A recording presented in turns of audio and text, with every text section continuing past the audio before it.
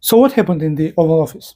Some people blame Zelensky, some people blame Donald Trump, some people blame J.D. Vance. Well, for once, we know that relations between Ukraine and US has not been lower than now. But facts matter. And some people even blame that this was a premeditated plan by the US administration to get worse relations with Ukraine and go forward with aligning with Russia. So what happened? A few days before that debacle in the Oval Office, Trump has offered a minerals deal. Now that deal presumably works in favor of Ukraine because the war would be stopped and Ukraine would get America's support. However, Ukraine wants security guarantees. Now that is a separate question and separate topic because security guarantees for Ukraine is an issue like since 1990s. However, this is not the issue that just goes off, and Ukraine, whoever the president is of Ukraine, they will not let this slide. They need security guarantees. But let's focus on the negotiations between the White House and Zelensky's office. So before Zelensky visited actually the White House, what happened was that Trump escalated the narrative. For instance, he called Zelensky a mediocre comedian and a dictator. Now, that is an insult.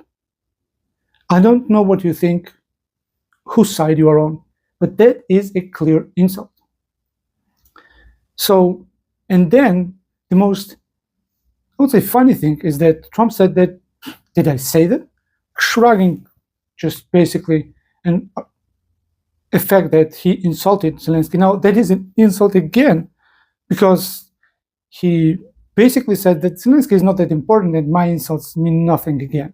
And whether I agree that I said that or I didn't, that's not important, which is also an insult if you really think about it. And then what happens during the visit, as it seems the Trump's administration asked Zelensky to wear a suit. But here's a problem. From the start of the war, Zelensky has promised that he will not be wearing a suit anywhere because he supports his military, and until the war ends, he just vowed as the leader of the country not to wear the suits symbolically. That is a symbolic support of his country.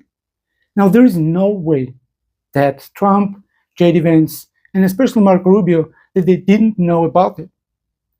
But they still asked it, as it seems from the media. Now, that is a problem already, because there is an irreconcilable things that are clashing right now. Zelensky wants to support his country, and he's supporting his country, even symbolically not wearing suits. Now they are demanding to wear a suit. That is problem number 2. After the insult that Trump said that Zelensky is a mediocre comedian and personally attacking him that he's a dictator. Now during the actual visit, Trump actually mentions Zelensky's looks and that Zelensky's attire. So the problem here is that they also knew that Zelensky would not wear it. So obviously, it was thought, and when it is thought, it is planned what you are going to say. And it was planned to mention it once again. Now, it could have been the minor issue, like nothing happened, because, I mean, there's plenty of historical facts that some historical leaders have not been wearing suits during presumably very important meetings like this one. But the administration has decided to go with it. The next problem that arises there is that there is again mentioning about his suit. And also, I don't buy that the administration didn't know what the journalist was going to ask. So that is the second time during the meeting that Trump's administration, basically Trump's administration, because the journalist doesn't belong to the administration, but he's very closely, personally close to Trump, asked Zelensky about, why don't you wear a suit? Now, the problem arises. So far we see 3 times that tensions between the sides escalate. And the only side that keeps escalating it is actually Trump's administration. Now then, the problem is that, again, Trump said that, well, do you want me to basically call Putin names? For instance, call him a dictator or whatever, mass murderer, or...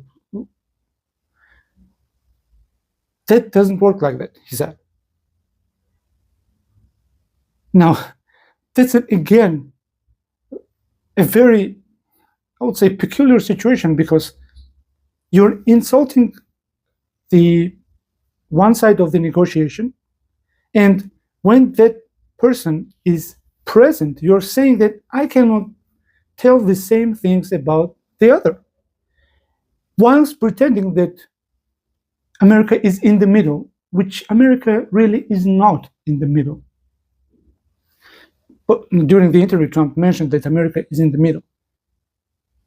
The problem here is that there's no way that these relations could have been continuing in a better way, in a sense that you keep doing the same again and again and again. Now, the problem with it is that it did not stop, because what Trump did was, again, say basically a lie that America supports Ukraine more than Europe.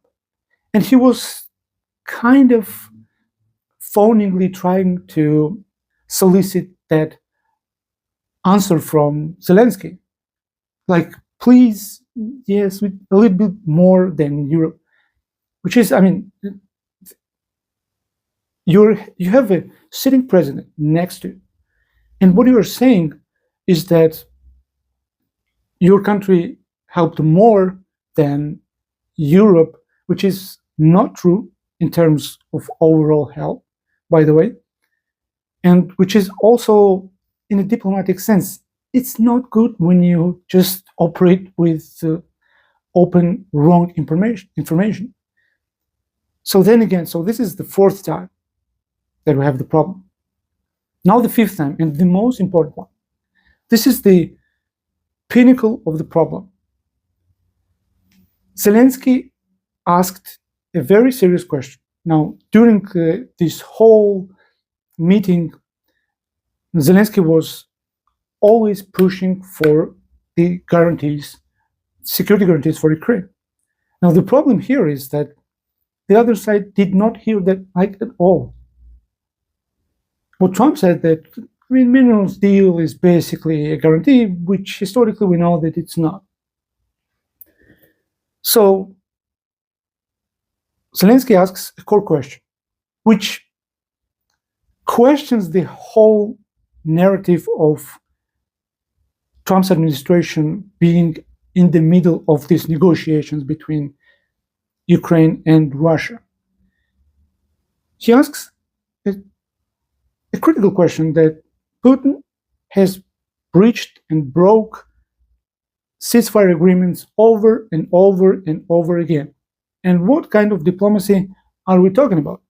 Now, I don't think that this was planned, that they would say that, oh, you are ungrateful and so forth, which unfolded in just a minute.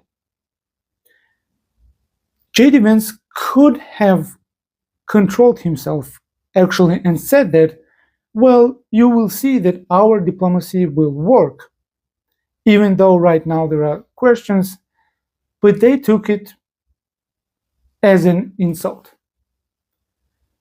So the problem here is that he could have said otherwise very easily, because at stakes there's presumably much more than, let's be honest, than whether the American president was insulted by Zelensky's question.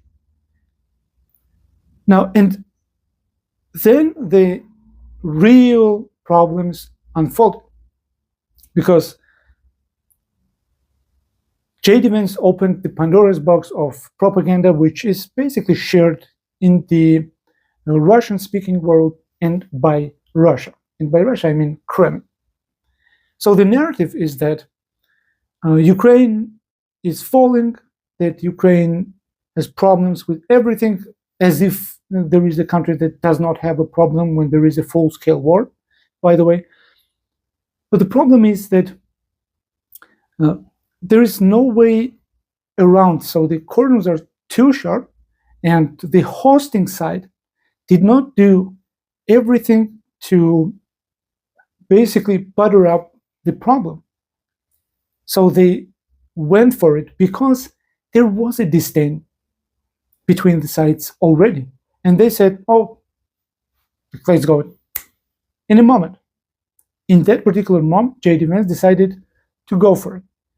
And it was already planned that the relations with Ukraine would basically go sideways. So they have kept going.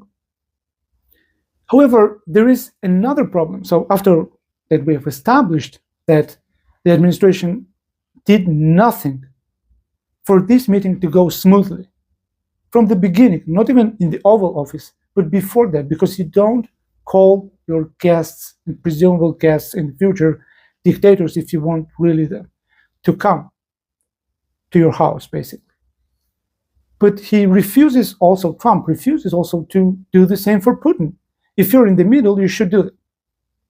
And at the end of the story is basically that if this deal is so important, why cannot the White House overstep its personal opinion about whether they are insulted or not and go with the deal? Because, look, at stake we have the gambling with the Third World War, as Trump said to Zelenskyy after heated debate. And on the other hand, we have, oh, Zelensky's question is so insulting that we cannot go with it. So if you, to sum up this story, if you can see the escalation from the beginning, it was planned to just break relations with Ukraine, as much as that today we know that Trump's administration is halting all the military aid from US to Ukraine, all of it, even the contracts that have been already signed. Now the problem with it is that, is there a solution? No. It seems that there is none. However, the problem is that you have to sacrifice something, and especially personal perceptions of whether this question or that question is insulting, because the stake is too high, and again, gambling with the Third World War. So that's it. In my opinion, this was all planned. Now, what do you think? Thanks for watching.